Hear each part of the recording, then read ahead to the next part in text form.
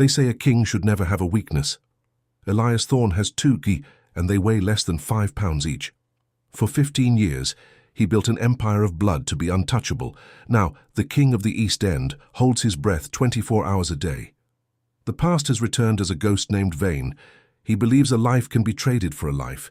He is about to learn how a monster guards his angels. Tonight, London burns. The crown will melt, and one man will walk through hell, just to hear a first cry. Don't blink. The hunt has just begun. The sky over London was the colour of a bruised plum on the 24th of October, 2023. A relentless, fine mist clung to the glass of the floor-to-ceiling windows of the penthouse, blurring the sharp edges of the Shard and the distant winding silver of the Thames. Inside, the air was thick with the scent of expensive sandalwood and the faint, lingering metallic tang of a city that never truly scrubbed itself clean. Elias Thorne stood by the window, his broad shoulders filling the frame. He wore a charcoal suit, tailored so precisely it looked like armor, his large scarred hands clasped behind his back. To the rest of the East End, Elias was a ghost story told to keep rivals in line. He was the man who had consolidated 3 territories before he was 30, a man whose silence was more terrifying than most men's screams. But in this quiet space, high above the sirens and the grit, his heart was drumming a rhythm he didn't recognize. It was a fast, erratic beat that had nothing to do with adrenaline or the threat of a police raid. He heard the soft padding of bare feet on the dark oak floors. He didn't need to turn to know it was Clara. She was the only person in the world allowed to walk behind him without an invitation. When she reached him, she didn't speak. She simply leaned her forehead against his shoulder blade, her warmth seeping through the heavy wool of his jacket. Elias closed his eyes, his breath hitching. For a man who dealt in certainties, the vulnerability he felt in her presence was a terrifying luxury. "You've been standing there for 20 minutes, Elias," Clara whispered. Her voice was like silk against the rough edges of his soul. He turned slowly, his movements deliberate. He looked down at her, his dark eyes tracing the familiar landscape of her face. Clara was beautiful in a way that felt grounded, a sharp contrast to the polished, artificial world he inhabited. Her hair was a tumble of chestnut waves, and her eyes held a spark of intelligence and defiance that had captivated him from the moment they met. She was wearing one of his white button-down shirts, the fabric oversized on her slight frame, falling halfway down her thighs. "I was thinking," Elias said, his voice a low rumble that vibrated in his chest, "about how much this city owes me, and how little of it I actually want to keep." Clara reached out, her fingers grazing the line of his jaw. Her touch was light, but it sent a jolt of heat through him. She took his hand and led him toward the massive mahogany dining table. Resting there was a small glossy strip of paper, an ultrasound image. Elias looked at it again, his throat tightening. He had seen it a dozen times today, but the reality refused to settle. 2, he murmured, the word feeling heavy on his tongue. 2 of them. 2, Clara confirmed, a soft smile playing on her lips. Twins, Elias. 2 heartbeats. 2 lives that are half you and half me. Elias felt a strange sensation in his chest, as if the ice he had spent 15 years freezing around his heart was finally cracking, melting under the heat of her gaze. He was a man of violence, a man who had built an empire on fear and calculated risks. But looking at that image, he realized that his greatest achievement wasn't the territory he controlled or the millions in his offshore accounts. It was the fragile lives, growing inside the woman before him. He stepped closer, his hands finding her waist. He pulled her against him, feeling the soft curve of her stomach against his belt. The contact was electric. He buried his face in the crook of her neck, inhaling the scent of her skin, a mix of lavender and something uniquely hers. His hands, usually so steady when holding a weapon, trembled slightly as they slid down to cup her hips. "I will give them everything," Elias vowed, his voice thick with an intensity that bordered on obsession. "Every street in this city, every brick, every light. They will never know a day of want, and you—" He pulled back to look into her eyes, his expression fierce. "You will never leave this house without a dozen men guarding your shadow.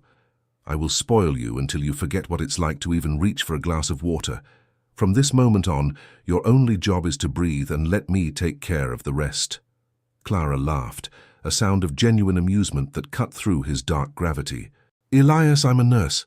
I've spent my life taking care of people in the middle of chaos. I don't need a dozen bodyguards to go to the grocery store." "You aren't just a nurse anymore," Elias countered, his grip tightening just enough to emphasize his point. "You are the mother of my children. You are the only thing in this world that makes me feel like a human being instead of a monster. I've spent my life taking what I wanted, Clara. But this I will protect with every drop of blood I have."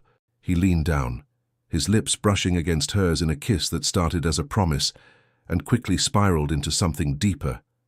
It was a hungry, desperate contact, a reflection of the fire that had burned between them since the night she had stitched a bullet wound in his side without asking his name. His tongue traced the seam of her lips, and when she opened for him, he claimed her with a possessiveness that left them both breathless. Elias lifted her easily, her legs wrapping around his waist as he carried her toward the oversized velvet sofa. He sat down with her in his arms, his large hands roaming over her body with a mixture of reverence and heat. He traced the slope of her shoulder, the column of her neck, his thumb lingering over the pulse point that beat rapidly for him. 24 hours a day, Clara," he whispered against her skin, his breath hot. "I am going to spend every second of every day making sure you know how much you are worth to me. If you want the moon, I'll find a way to pull it out of the sky and set it on your nightstand." Clara leaned back, her eyes shining with a mix of love and a slight lingering fear. She knew the world he lived in. She knew that a man like Elias Thorne didn't have enemies, he had targets, and now, by carrying his children, she had become the ultimate target. "Just stay with me, Elias," she said, her voice barely a whisper. "The gold and the guard, they don't matter as much as you being here when they arrive." Elias didn't answer with words. He pressed his forehead against hers, the silence between them filled with the weight of his unspoken vows. He looked out at the London skyline, the lights of the city beginning to flicker on like thousands of tiny, watchful eyes. He knew that word would spread. He knew his rivals would see this as a weakness to be exploited. But as he felt the steady rhythm of Clara's heart against his own, he knew he would become whatever the world needed him to be to keep this peace. He thought back to how it all began, to the rainy night in November 2022, when he had stumbled into her clinic, bleeding and half dead. He had been a man with no future, only a violent present, and she had been the one to pull him back from the edge, never knowing that by saving his life, she was sealing her own destiny to his. The memory flickered in his mind, like an old film reel, the scent of the hospital and the sound of the rain outside her window beckoning him to remember the exact moment his cold world started to burn. The memory always tasted like copper and rain. On the 12th of November 2022, London was enduring a deluge that turned the streets into slick, black ribbons. Clara had been finishing a grueling double shift at a small, community-funded clinic tucked away in a corner of the city that most people pretended didn't exist. The fluorescent lights hummed with a tired, flickering energy, and the air smelled of industrial-grade antiseptic and cheap coffee. She was counting the remaining gauze pads when the door chimed, followed by a heavy, wet thud. She didn't expect a patient. The clinic had closed 10 minutes prior. When she stepped into the small waiting room, she found a man collapsed against the plastic chairs. He was a mountain of a human being, dressed in a black wool coat that was sodden and heavy. His face was pale, his eyes squeezed shut, and a dark, spreading stain was rapidly claiming the left side of his torso. "Sir?" Clara had called out, her professional instincts overriding the immediate spike of fear. He didn't answer. He only let out a ragged, wet cough. When she knelt beside him, his eyes snapped open. They were the darkest eyes she had ever seen, piercing, intelligent, and filled with a predatory instinct that remained even as he hovered on the edge of consciousness. He didn't ask for help. He simply gripped her wrist with a hand that felt like iron, his knuckles white. "No police," he had hissed, the command followed by a sharp intake of breath as he grimaced in pain. Clara hadn't hesitated. She hadn't seen a criminal. She had seen a man losing blood at an unsustainable rate. She had spent the next 3 hours in a feverish blur, moving him to a gurney with a strength she didn't know she possessed. She had cut away the expensive fabric of his shirt to reveal a jagged bullet wound that had narrowly missed his lung. Throughout the entire process, as she cleaned the wound and stitched the damaged tissue with steady, rhythmic precision, he hadn't made a single sound. He simply watched her, his gaze never wavering, as if he were trying to memorize the architecture of her soul. In the present, on the 25th of October, 2023, Elias Thorne stood in the center of their master bedroom, watching Clara sleep. The memory of that night felt like a different lifetime, yet it was the foundation of everything they were. He was no longer the bleeding animal on her clinic floor. He was the man who had built a sanctuary for her. He moved toward the massive walk-in closet, which he had filled over the last few months with enough silk and cashmere to clothe a small nation. He pulled out a robe made of the finest Sea Island cotton, the color of a soft cream.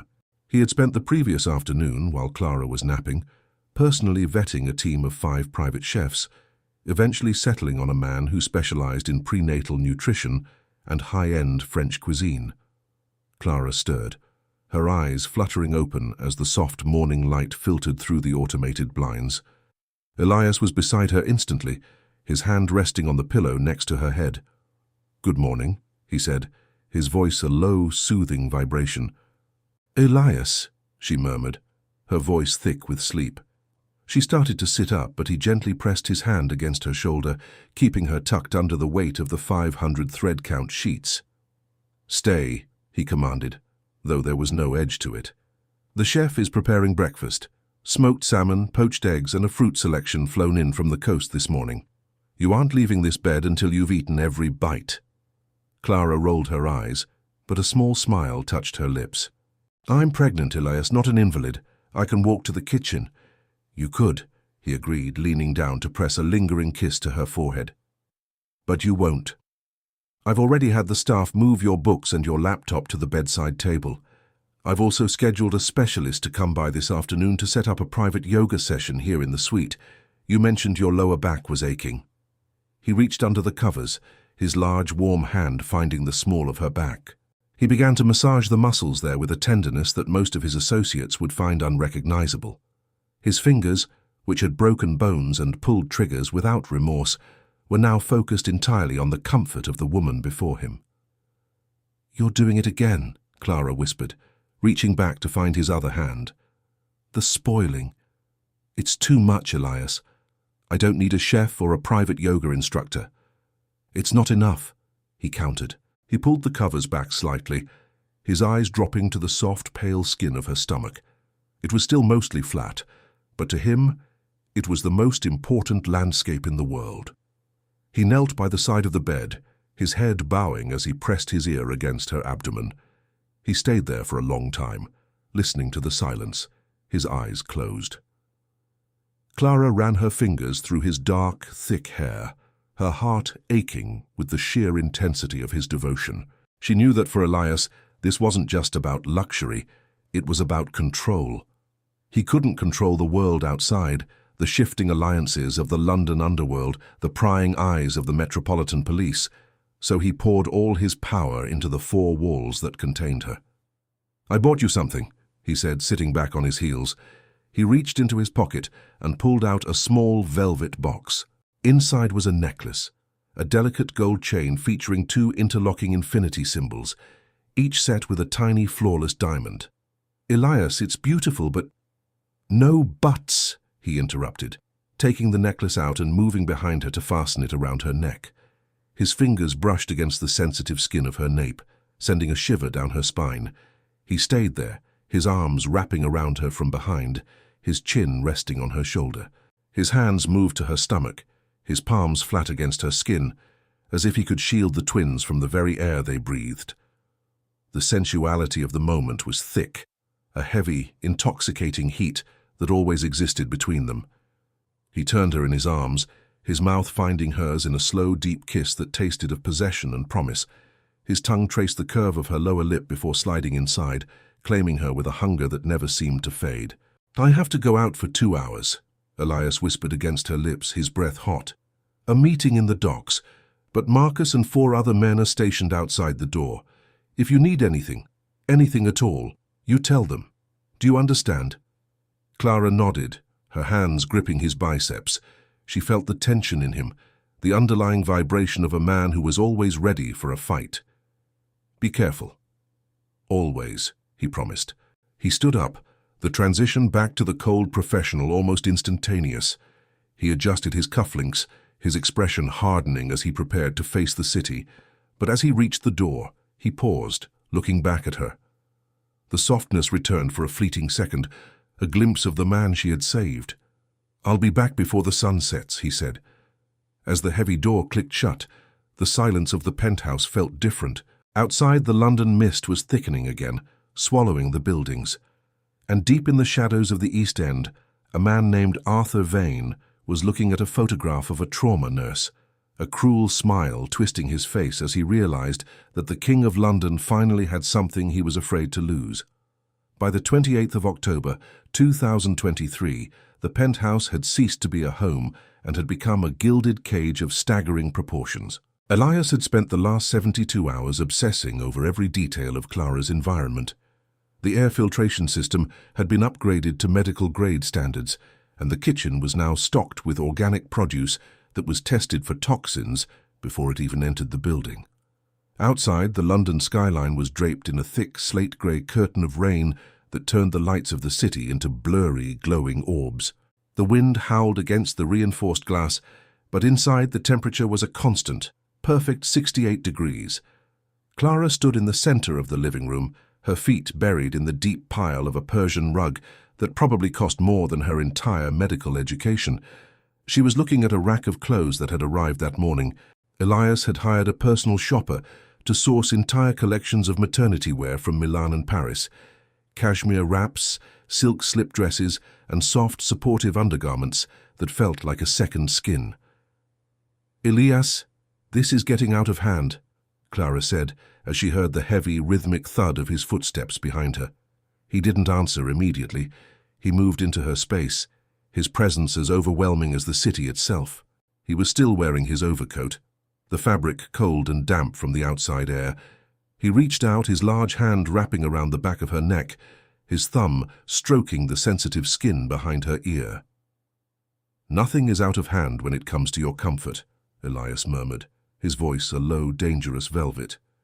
He turned her around to face him. His eyes were dark, scanning her face with a restless intensity that always made her heart skip a beat. He looked tired, the shadows under his eyes speaking of sleepless nights spent monitoring security feeds and checking the backgrounds of everyone who lived within a 3-block radius of their building. "I wanted to go for a walk today," Clara said, her voice soft but firm. "Just to the park. I need fresh air, Elias. Real air, not the filtered kind." Elias's jaw tightened. "The park is open, Clara. It's impossible to secure. There are too many vantage points, too many variables. If you want to walk, I can have the rooftop garden cleared and heated. You can walk there for as long as you like." "It's not the same," she sighed, leaning her head against his chest. She could hear the steady, powerful thrum of his heart. "I feel like I'm disappearing. I'm not a nurse anymore. I'm not even a woman who goes to the store. I'm just a vessel in a fortress." Elias pulled back, his hands sliding down to cup her face. His expression was fierce, almost pained. "You are not a vessel. You are my life. And those 2 heartbeats inside you are the only future I have that isn't soaked in blood. I spent 10 years building this world so that no one could ever take anything from me again. You think I'm going to let some lowlife with a grudge risk what we have because you wanted to see some trees in the rain?" He leaned down, his forehead resting against hers. The air between them was thick with a heavy magnetic tension. Despite her frustration, the sheer weight of his devotion was an intoxicating drug. He lived and breathed for her, a fact that both terrified and anchored her. "Come with me," he whispered. He led her toward the master bathroom, a space of white marble and gold fixtures that overlooked the city. He had already had the massive soaking tub filled with warm water, scented with oils of neroli and sandalwood. "Elias, I can bathe myself," she protested, though her voice lacked conviction. "I know you can," he said, his fingers beginning to undo the buttons of her silk shirt. His movements were slow, deliberate, and entirely focused. "But I want to do it. I want to touch you. I want to remind myself that you're real." He stripped out of his own clothes with a practiced efficiency, his body a map of scars and muscle that told the story of a dozen wars won on the streets. He helped her into the water and joined her, the heat of the bath enveloping them. Elias sat behind her, pulling her back against his chest. His hands, large and rough, began to lather a sponge with a rich, creamy soap. He washed her with a reverence that was almost religious. He traced the lines of her body, his fingers lingering on the slight new curve of her abdomen. Every touch was a claim, a silent vow of protection. The water was slick with oils, and as his hands moved over her skin, the physical connection between them became a slow, burning fire. He leaned forward, his lips grazing her shoulder, his teeth catching the skin in a way that made her gasp. He turned her in the water, his mouth finding hers in a kiss that was desperate and deep. It wasn't just passion, it was a collision of their two worlds, the nurse who saved lives and the gangster who took them. "I'm going to spoil you until you can't remember any other life, Clara," he murmured against her lips, his breath hot and smelling of the expensive bourbon he had poured earlier. "I want you to forget the clinic. I want you to forget the blood and the grit of the East End. You belong here in the silk and the steel with me." Clara wrapped her arms around his neck, pulling him closer. For a moment, the world outside the penthouse, the danger, the rivals, the common life she missed, didn't exist. There was only the heat of the water and the solid, terrifying strength of the man holding her. But as Elias held her, his eyes remained open, fixed on the bathroom door. He was a man who never fully relaxed, a man whose peace was always purchased with a high price. And even as he tasted the sweetness of her skin, he was thinking about the message he had received that afternoon. The shadows of London were long, and they were reaching for the 24th floor. An old debt was being called in, and the name Arthur Vane was whispered in the corridors of the docks like a promise of coming storms. Elias knew the peace of the penthouse was a fragile thing, a bubble of luxury that was about to be pricked by the cold reality of a past that refused to stay buried. By the 12th of December, 2023, the winter had gripped London in a fist of iron and ice. The city below the penthouse was a sprawling tapestry of festive lights and freezing fog, but within the walls of Elias Thorne's sanctuary, the atmosphere was one of artificial, suffocating summer. Elias had transformed the spare wing of the apartment into a nursery that defied the imagination. The walls were upholstered in quilted cream silk, and the floor was covered in sheepskin rugs so thick they swallowed the sound of every footfall. Two hand-carved cribs made of solid English oak stood in the center of the room, their wood polished until it glowed like amber. Elias was currently obsessed with the nursery. It was the only place in the world where he felt he could truly visualize the future he was building. He stood between the two cribs, his large hands resting on the smooth rails. He was dressed in a black turtleneck and tailored trousers, his usual suit jacket discarded.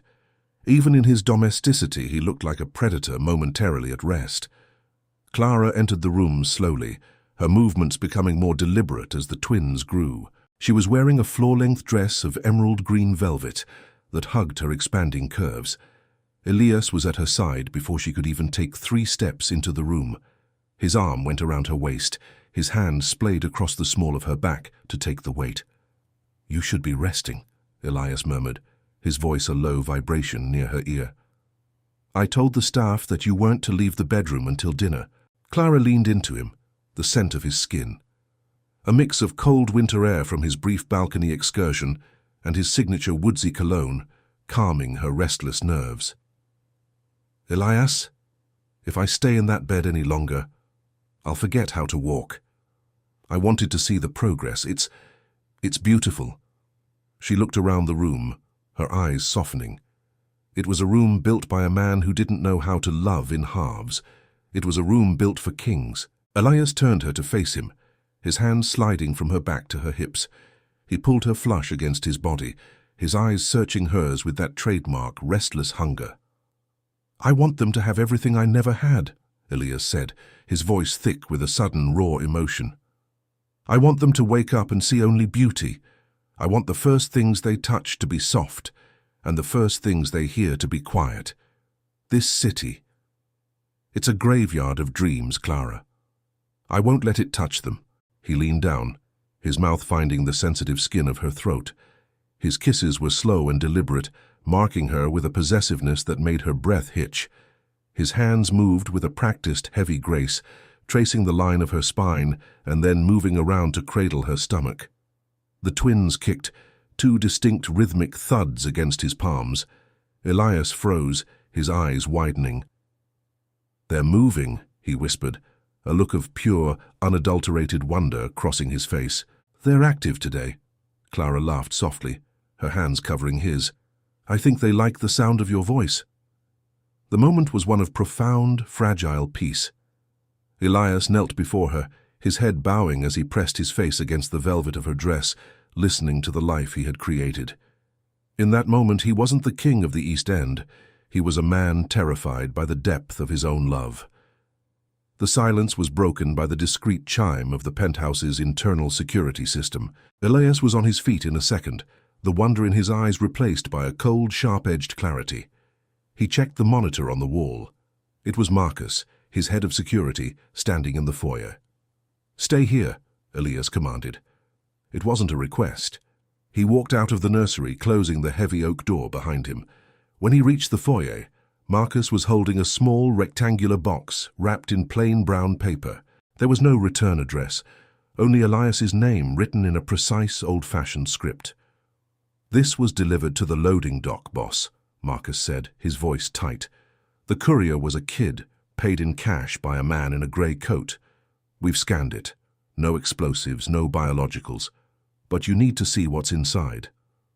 Elias took the box and moved to his desk. He opened it with a steady hand.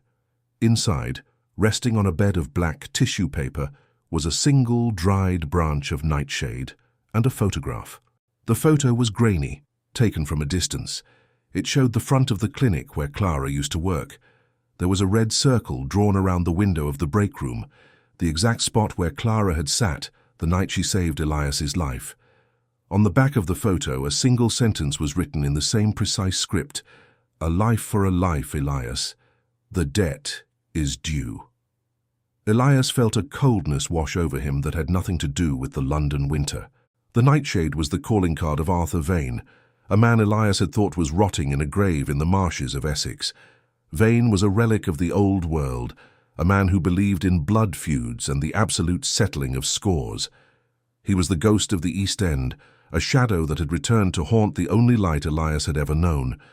Elias stared at the photo for a long time, his jaw working. The message was clear. Vane knew about the clinic. He knew the origin of their story. And if he knew that, he knew about the penthouse, he knew about the twins. "Marcus," Elias said, his voice so low it was almost a growl. "Double the perimeter. I want a man on every floor of this building, and I want the armored transport ready at all times. If a bird so much as lands on the balcony, I want to know its heartbeat." "Already on it, boss," Marcus replied, nodding and retreating into the shadows of the hallway. Elias walked back toward the nursery, but he didn't enter. He stood by the door watching Clara through the small glass pane. She was sitting in a rocking chair, her hand resting on her stomach, her face serene in the soft light. She looked like an angel in a fortress of silk. He looked down at his own hands, the hands that had just handled the nightshade. He could feel the weight of his past pressing in on him, the violent, jagged reality of the man he had been. He realized then that spoiling Clara wasn't just about luxury, it was a desperate attempt to buy off fate. He had hoped that if he gave her enough gold and enough silk, the blood on his hands would eventually fade. But Arthur Vane had reminded him that in London blood never fades. It only waits for the rain to wash it back to the surface. Elias reached into his pocket and pulled out a small, encrypted phone. He dialed a number he hadn't used in 3 years. "It's Thorne," he said when the line picked up. "I need the location of the Vane loyalists, all of them, and I need it by the morning of the 13th. He hung up and leaned his head against the doorframe. He would have to go back. He would have to leave the silk and the cream-colored rugs and return to the grit and the shadows of the docks. He would have to become the monster again to ensure that the man Clara loved could continue to exist. As he watched Clara turn the page of a book, he felt a surge of protective fury so intense It made his vision swim. He would burn London to the ground before he let Arthur Vane even breathe the same air as her. But as he prepared for the coming war, a small, nagging voice in the back of his mind wondered if he could ever truly keep the two worlds separate. The loop was opening. The past was no longer a memory. It was a hunt. The winter solstice had arrived on the 22nd of December, 2023, bringing with it the longest night London had seen in a century. Outside the penthouse, the city was a frozen graveyard of grey slush and biting winds that whipped around the glass towers like a choir of ghosts. Inside, however, Elias Thorne had orchestrated a masterpiece of sensory distraction. He had spent the morning coordinating with the security teams in the docks, his heart a cold stone of tactical precision. But as the sun dipped below the horizon, he shed the skin of the hunter to become the provider once more. He had cleared the entire 24th floor of staff for the evening. Only the soft melodic strains of a cello, played by a world-class musician he had flown in from Vienna and stationed in the far corner of the gallery, broke the silence. The air was heavy with the scent of white lilies and the rich, buttery aroma of a private dinner being kept warm in the staging kitchen. Clara emerged from the bedroom looking like a dream of old-world elegance. She wore a maternity gown of liquid gold silk that clung to her curves, the fabric shimmering with every step she took. The necklace Elias had given her, the interlocking infinity symbols, rested against the pale hollow of her throat. She looked vibrant, but Elias noticed the slight paleness around her lips and the way she rested a hand against the wall for a fraction of a second. "You look breathtaking," Elias said, crossing the room in 3 long strides. He didn't wait for her to reach him. He met her halfway, his hands immediately finding her waist to steady her. "I feel like a golden balloon, Elias," Clara teased, though her voice lacked its usual spark. She leaned into him, letting her head rest against his shoulder for a moment. "But the music, it's beautiful. You really went to all this trouble?" "For you, I would rebuild the world every single day," he murmured. He led her to the dining area, where a table had been set with heirloom silver and crystal that caught the candlelight. The meal was an exercise in indulgence: delicate consommes, roasted root vegetables with truffle honey, and a non-alcoholic cider brewed specifically for her. Throughout the dinner, Elias was the perfect companion, his dark eyes never leaving her face. He spoke of the future, of the quiet house he had purchased in the countryside, a place far from the reach of the East End, where they would take the twins once the spring arrived. He was painting a picture of peace, a desperate contrast to the war he was secretly waging against the shadows of Arthur Vane. As the cello music slowed to a deep, resonant tempo, Elias stood and offered his hand. "Dance with me." "Elias, I'm nearly 7 months pregnant with twins.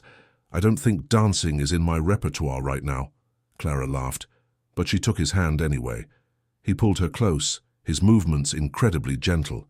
He didn't lead her in a traditional waltz. He simply held her, swaying slowly to the vibration of the strings. His large hands moved over the silk of her dress, one resting on the small of her back, the other cradling the heavy, warm curve of her stomach. The physical intimacy was profound, a wordless communication of need and protection. He leaned down, his lips brushing against her temple, his breath hot against her skin. "I can feel them," he whispered. "They're quiet tonight." "They're resting," Clara said, her voice dropping to a sensual murmur. She tilted her head back, exposing the long line of her neck to him. Elias didn't hesitate. He traced the path of her pulse with his lips, his tongue flickering against her skin in a way that made her knees weak. The heat between them flared, a familiar, intoxicating fire that always seemed to burn brightest when the world outside was at its coldest. His hands began to roam with more intent, his fingers tracing the swell of her breasts beneath the silk, his touch firm yet reverent. He felt the rapid beat of her heart against his own, and for a few minutes the King of London forgot about the nightshade, the photograph, and the ghost of Arthur Vane. He was just a man, drowning in the scent and the softness of the woman who had redefined his existence. The terror started with a gasp. Clara suddenly stiffened in his arms, her fingers digging into his biceps with a strength that drew blood through his shirt. Her face went from a soft glow to a terrifying, translucent white in a matter of seconds. "Clara, what is it?" Elias's voice was sharp, the romantic haze evaporating instantly. "Pain," she choked out, her breath coming in short, ragged bursts. "Elias, a sharp pain, high up." She buckled, and Elias caught her before she hit the floor. He lifted her as if she weighed nothing, his heart hammering against his ribs like a trapped bird. He carried her toward the oversized velvet sofa, his mind racing through 1,000 scenarios, none of them ones he could shoot his way out of. "Talk to me, Clara. Tell me exactly what you feel," he commanded, but his hands were trembling, a sight that would have shocked anyone who knew him. It's constant. I can't breathe," she gasped. She reached down, her hand coming away from the gold silk. Even in the dim candlelight, the dark, spreading stain was unmistakable. Blood. Elias felt a coldness more profound than any London winter settle into his marrow. He was a man who had seen oceans of blood. He had spilled it, walked through it, and used it as a currency. But this blood was different. This was the life of his children. This was the life of the only person who had ever looked at him and seen a man instead of a monster. "Marcus!" Elias screamed, a raw animal sound that tore through the penthouse. Within seconds, the security lead was in the room, his weapon drawn before he saw the scene. He stopped dead, his eyes widening at the sight of his boss kneeling on the floor, cradling a bleeding Clara. "Call the medical team, now!" Elias roared. "I want the private ambulance in the bay in 30 seconds. Get the specialist on the phone. If he isn't at the hospital by the time we arrive, tell him I will burn his entire practice to the ground." "Sir, the roads are iced over," Marcus started. "Then use the armored transport. Clear the path. I don't care if you have to ram every car in London out of the way." Elias's eyes were wild, the calculated gangster replaced by a man staring into the abyss of his own failure. He turned back to Clara, his hands hovering over her, unsure of where to touch, terrified that he would break her further. He realized in that moment that all his millions, his 2,000 square feet of marble and silk, and his army of men were utterly, devastatingly useless. He couldn't kill a complication. He couldn't intimidate a premature labor. He was the most powerful man in the city, and he was completely impotent. "Stay with me, Clara," he whispered, his voice breaking. "Focus on me. Just me. You aren't going anywhere. Do you hear me? I haven't given you permission to leave." Clara's eyes were unfocused, her hand gripping his with a desperate, failing strength. "The twins. Elias. Save them." "I will save everyone," he vowed, though for the first time in his life he didn't know if he was lying. As Marcus signaled that the transport was ready, Elias scooped her up, ignoring the way the gold silk was now ruined. He ran toward the elevator, his world narrowing down to the weight of her body and the terrifying silence of her breathing. He didn't know that as he was racing toward the hospital on the 22nd of December, 2023, a man in his own inner circle was currently sitting in a pub in Wapping, handing over the digital blueprints to the hospital's private wing to a man in a grey coat. The medical crisis was only the beginning. The fragility of his power had been exposed, and the sharks in the London shadows were beginning to circle the scent of his desperation. The private wing of St. Jude's Hospital was a cathedral of glass and white marble, designed to make the wealthy feel immortal. On the 23rd of December, 2023, it felt more like a tomb to Elias Thorne. The sterile, biting scent of ozone and floor wax replaced the sandalwood of his penthouse. He sat in a designer chair in the waiting area, his elbows resting on his knees, his head buried in his hands. He was still wearing the charcoal suit from dinner, but the front of his white shirt was stiff with dried, dark red stains, the blood of his wife and his unborn children. He hadn't moved for 3 hours. Time in the hospital didn't exist in minutes or hours. It existed in the distance between the squeak of a nurse's rubber soles and the heavy pneumatic sigh of the intensive care doors. The lead obstetrician, a man whose tenure was bought with a donation that could have funded a small university, finally approached. His expression was a carefully curated mask of professional concern. "Mr. Thorne," the doctor began, his voice soft. Elias was on his feet before the man could finish his name. He didn't speak. He simply loomed over the doctor, his presence a dark, suffocating weight that made the shorter man take a half step back. "She is stable," the doctor said quickly, sensing the violent energy vibrating off Elias. "The bleeding was caused by a partial placental abruption. It's a serious complication, but we've managed to stop the hemorrhage, for now." "And the twins?" Elias asked, his voice a rasping growl that sounded like stones grinding together. "Their heart rates are steady, but they are under significant stress. We've administered steroids to accelerate their lung development in case we need to deliver early. Every day we keep them inside is a victory, Mr. Thorne. But Clara needs absolute total stillness, no stress, no movement." Elias nodded, the tension in his shoulders easing just a fraction. He pushed past the doctor and entered Clara's room. It was a suite that looked more like a five-star hotel than a medical facility, filled with the latest technology and the same white lilies he had ordered for the penthouse. Clara looked fragile against the white sheets, her skin almost the color of the lilies. She was hooked up to a dozen monitors, the rhythmic beep, beep, beep of her heart, the only sound in the room.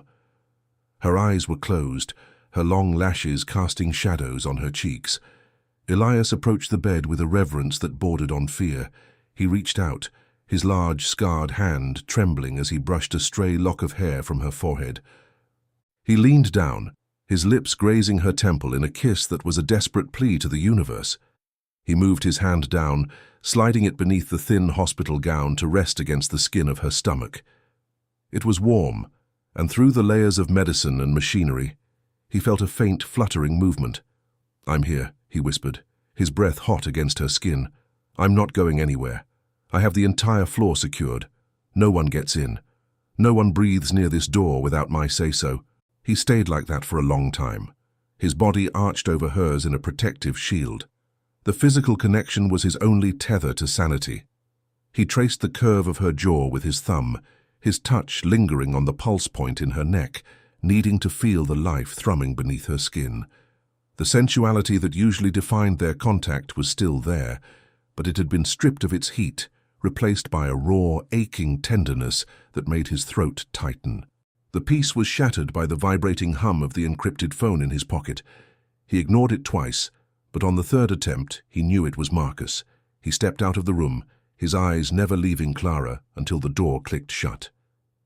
Marcus was standing at the end of the hallway, his face a grim mask.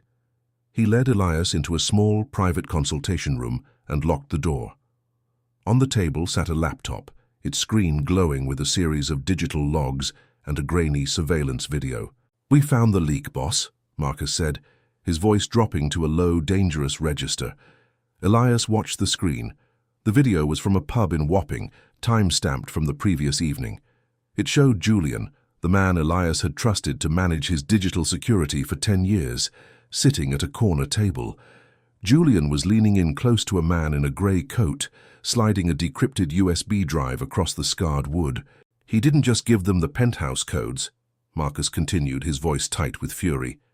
"He gave them the blueprints to this wing, the security protocols, the staff rotations, even the emergency power bypass. He sold the Judas contract for £500,000 and a one-way ticket to Marbella." Elias felt a cold, white-hot rage begin to boil in his chest. It was a sensation he hadn't felt in years, a total, absolute clarity of purpose. Julian had been at his wedding. Julian had helped him design the nursery.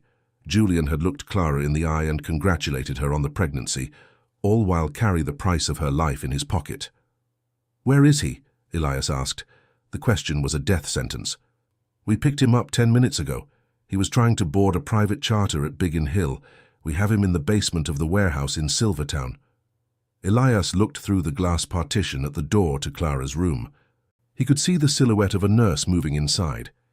He thought about the doctor's words, absolute, total stillness, no stress.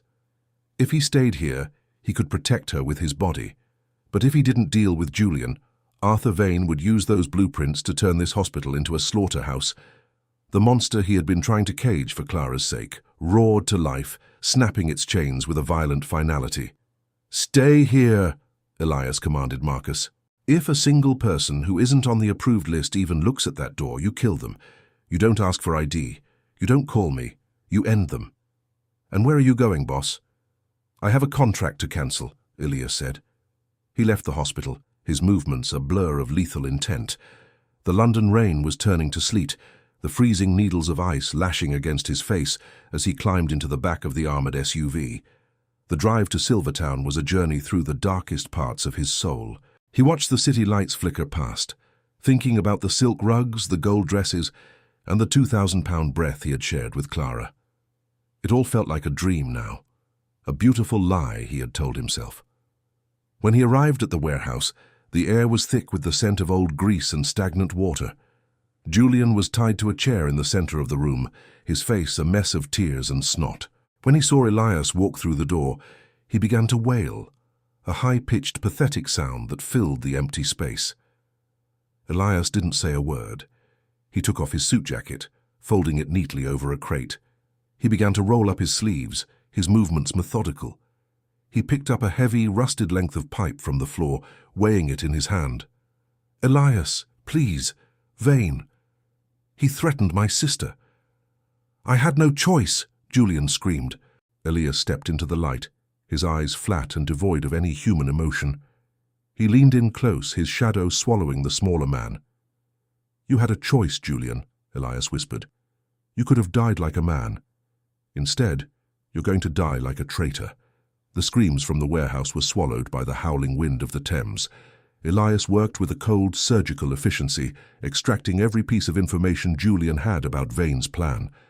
By the time the silence returned, Elias knew everything.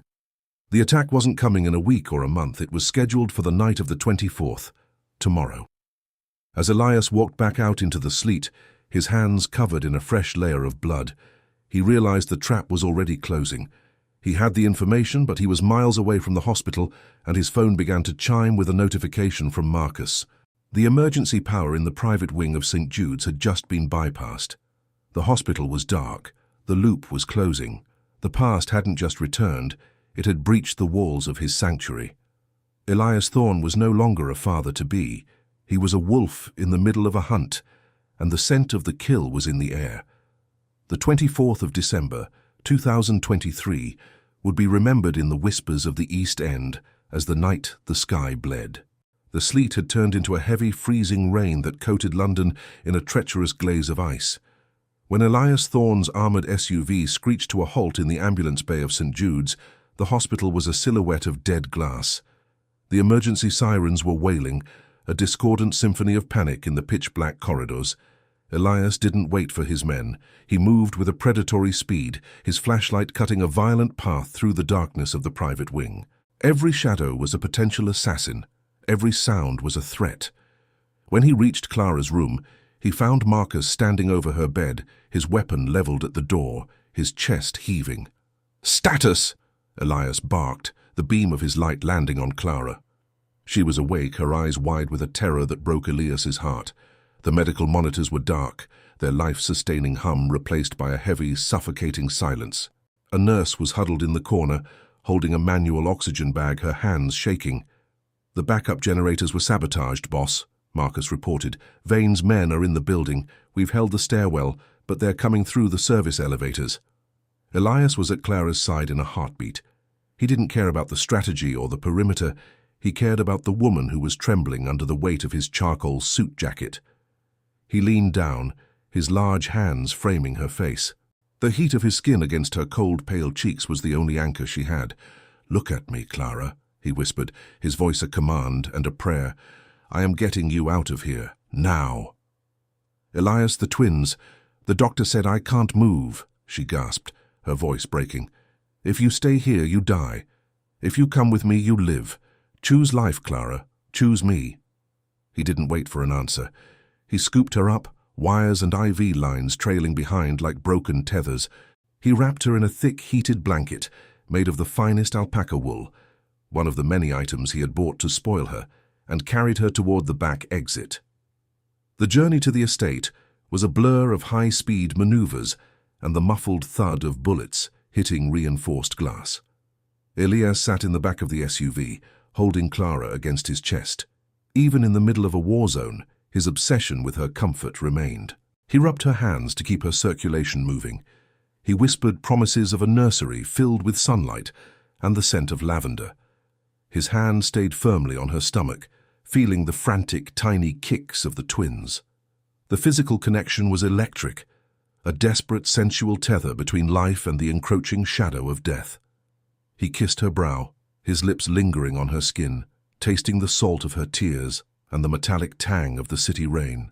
They arrived at the Thorn estate, a sprawling 17th-century manor hidden behind 3 miles of private woods, shortly before the sleet turned to a dark, crimson-tinted rain. The sky above London was reflecting the fires of the city's unrest, casting a hellish glow over the landscape. Elias settled Clara into a reinforced safe room deep within the manor's foundations. It was a space he had prepared months ago, filled with medical supplies and the same silk linens she loved. He knelt before her, his hands gripping hers. "I have to go out there," he said. "No, Elias, don't leave me," she pleaded, her fingers locking around his wrists. "Vane is here. He's been following the convoy. If I don't end this now, he will never stop. He will hunt us until the day those children are born and long after." He leaned in, his mouth claiming hers in a kiss that was raw, desperate, and filled with 1,000 unspoken apologies. It was a kiss of fire and ice, a final mark of possession before the storm. "I love you, Clara. More than the gold, more than the power. Remember that." He stood up and walked out into the red rain. Arthur Vane was waiting in the courtyard, flanked by a dozen men whose faces were obscured by the shadows of their hoods.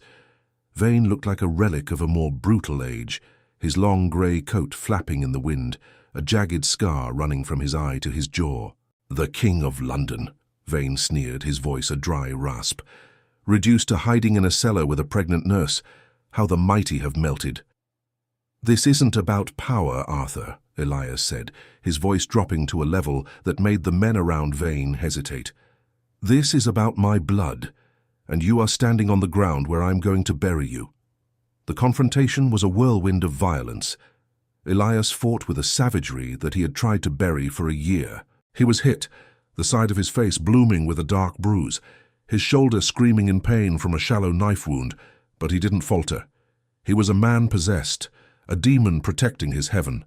One by one, Vane's men fell into the slush. Finally, it was just Elias and Vane. They collided in the center of the courtyard, the red rain slicking the stones. Vane was fast, but Elias was driven by a desperation that the older man couldn't comprehend. Elias caught Vane's wrist, the sound of breaking bone echoing in the courtyard. He drove his knee into Vane's chest and then, with a roar of pure, unadulterated fury, threw him against the stone fountain. Elias stood over him, his chest heaving, blood dripping from his knuckles onto the white marble. He looked down at the man who had tried to take his future. "You should have stayed in the shadows, Arthur," Elias whispered. But as he prepared to deliver the final blow, a sound from the manor stopped him cold. It was a scream, a high, piercing sound that cut through the rain. It wasn't a scream of terror, it was a scream of agony. Clara. Elias realized then that the coordinated strike wasn't just about the men in the courtyard. He had won the battle, but the war for the twins' lives was reaching its ultimate, terrifying climax inside the safe room. He looked at Vane, then at the manor, and he made the only sacrifice that mattered. He turned his back on his enemy, leaving Vane broken but alive, and ran toward the woman who held his soul. He burst into the safe room to find the medical team he had stationed there in a panic. Clara was on the bed, her face contorted, her hands clutching the silk sheets so hard they tore. "The stress, the move," the doctor stammered. "Mr. Thorn, it's happening. The twins are coming. Now." Elias dropped to his knees by the bed, taking Clara's hand. The red rain was still falling outside, but inside the world was narrowing down to a single, agonizing breath. He had lost his security, his secrets were laid bare, and his enemy was still breathing. But as he looked into Clara's eyes, he knew that the greatest fight of his life was only just beginning. The loop of his violent past had led him to this moment of absolute, beautiful vulnerability. The 25th of December 2023 dawned not with a celebration of bells, but with the raw, primal sound of new life echoing through the stone halls of the Thorn estate. Outside, the red rain had washed away, leaving the world encased in a brittle, shimmering shell of white frost. The London skyline was a distant, jagged memory, invisible behind the dense fog of the countryside. Inside the safe room, the air was warm and heavy with the scent of sterile linens and the faint, sweet aroma of the vanilla candles Elias had insisted on lighting. The chaos of the courtyard was a lifetime away. Elias Thorne sat on the edge of the bed, his broad shoulders slumped for the first time in his life. He was still wearing the shirt from the previous night, the sleeves rolled up to reveal forearms bruised and scraped from his encounter with Vane, but his hands, those dangerous, capable hands, were trembling as they cradled a small, swaddled bundle. Clara lay against the pillows, her chestnut hair damp and clinging to her forehead.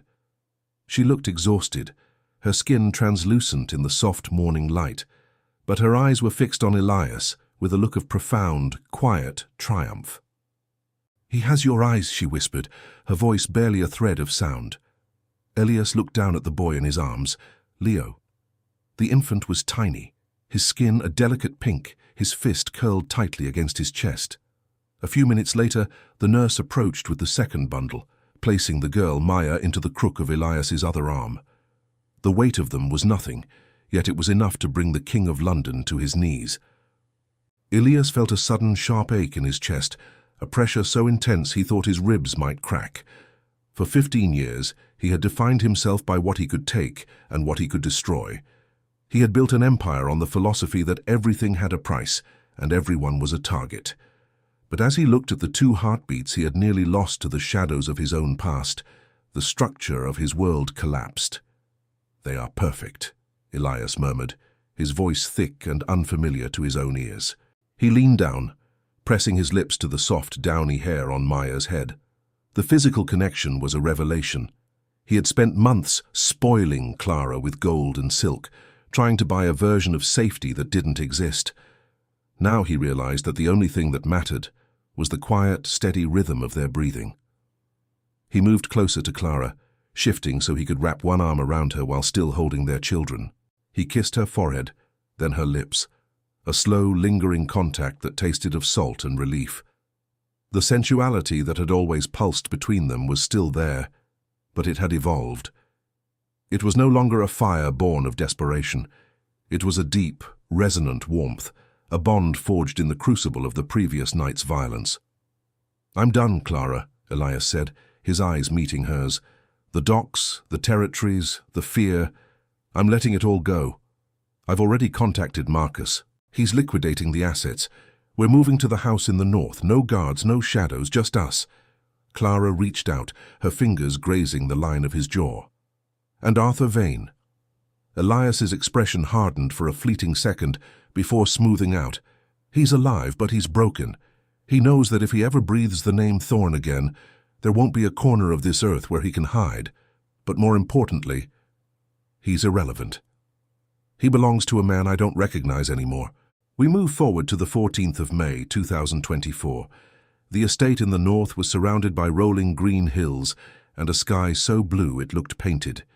The air smelled of wild clover and fresh earth. Elias stood on the terrace, watching the sun dip toward the horizon. He was dressed in a simple linen shirt and trousers, his feet bare on the warm stone.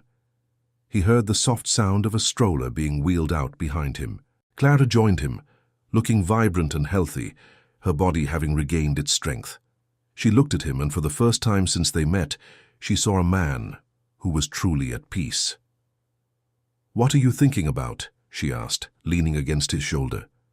Elias watched Leo and Maya sleeping in their double stroller, their small faces peaceful in the golden hour. He thought about the journey from that rainy clinic in November 2022 to this moment of absolute, terrifyingly beautiful normalcy. He thought about the red rain, the silk rugs, and the Judas contract. "I was thinking about resilience," Elias said. "I used to think strength was about how much you could withstand before you broke. I used to think it was about the power to strike back." He turned to her, pulling her into his arms. He held her close, his hand splayed across her back, feeling the solid, living reality of her. The physical intimacy was constant now, a daily ritual of touch that reminded them both of how far they had come. He kissed her deeply, a promise of many more sunsets to come. "But I was wrong," Elias continued, his voice low and steady. Strength isn't about the strike. It's about the soul's ability to find light in a city full of shadows. It's about the courage to let go of the monster you were to become the man they need you to be. He looked back at the twins, then at the sprawling, quiet landscape of their new life. The King of London was gone. His crown melted down into the simple gold bands they now wore. In his place stood a man who finally understood that the greatest empire isn't built of stone and steel, but of the soft, whispered words shared between two people who refused to let the world break them. The story of the London gangster had ended, and the story of the father had begun. It was a second chance he hadn't earned, but as the first stars began to flicker over the hills,